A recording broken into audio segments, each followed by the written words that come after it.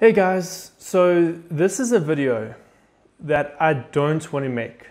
This isn't a video that's fun. This isn't a topic I want to talk about. This isn't something that brings me joy in any way, shape or form, but it's a topic I think we actually have to address and talk about because it's shocking and it breaks my heart that I even have to make a video like this.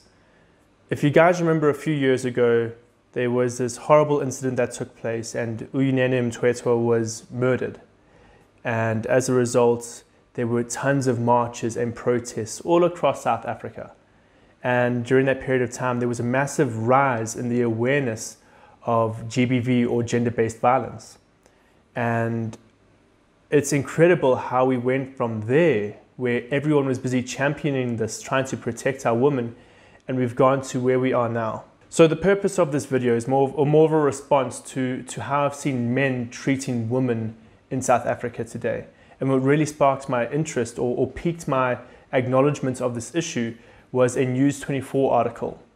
And in the News 24 article, it stated the following. I've written everything down. You can go into News 24, check out the website, you'll be able to find the article.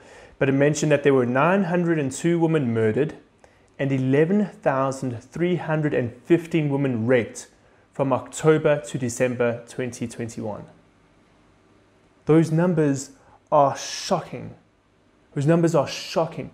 But what broke my heart even more were the comments on Facebook underneath that article. Because nobody was talking about what a tragedy it was that almost 1,000 women lost their lives, that over 11,000 women were raped. That's not what people were outraged about. What they were upset about was that they didn't show the stats for men, or that they were making it seem like it was a bigger issue that women were being murdered than men were being murdered.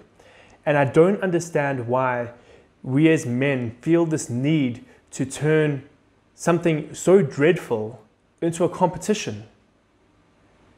Why do we have to take women who are obviously on the receiving end of gender-based violence in this country? Why do we have to belittle them and go, well, you know, hey, you don't get it as bad as a man? And so this is a video I haven't necessarily thought out everything 100% of the time. This is more of a reaction, an emotional response to everything I've seen. And again, it's breaking my heart. And so I found a few stats. I just want to read this out to you guys so you can kind of get an understanding of what I've just discovered. But between 25 to 40% of South African women experience sexual or physical IPV. Now, IPV stands for intimate partner violence. That's a scary fact. That means it's a boyfriend or a husband that's treating women this way. 25% to 40% of South African women experience that from the men who are supposed to be protecting them. These next two facts shattered me when I read them. Between 28 and 37% of adult men report having raped a woman. These are men who admit to having raped women. Okay, this was from The Guardian. This article is old, it was written in 2010, but there was a Gauteng sample group and 76% of men in that group stated they've perpetrated GBV in some way, shape or form. 76%. That is a strong majority of men treating the women of this country in a hateful, disrespectful manner. Now, I mentioned the 902 women murdered. I mentioned the 11,000 women raped from October to December of last year. Before that, from July to September, there were nearly 10,000 rape cases. So we can see how just in the space of 3 months, the cases have risen even more. It's shocking to think that there are almost 4,000 rape cases in South Africa a month. Cyril Ramaphosa has actually described gender-based violence as the second pandemic in this country, of course the first being COVID. And it shatters my heart that there can be an article on Facebook talking about gender-based violence, and underneath it's just men trying to argue that they have it worse off, rather than supporting the fact that women are mistreated greatly in this country. I don't understand why it has to be a competition, because at the end of the day, who are the people that are suffering? It's our mothers, our wives, our daughters, our sisters.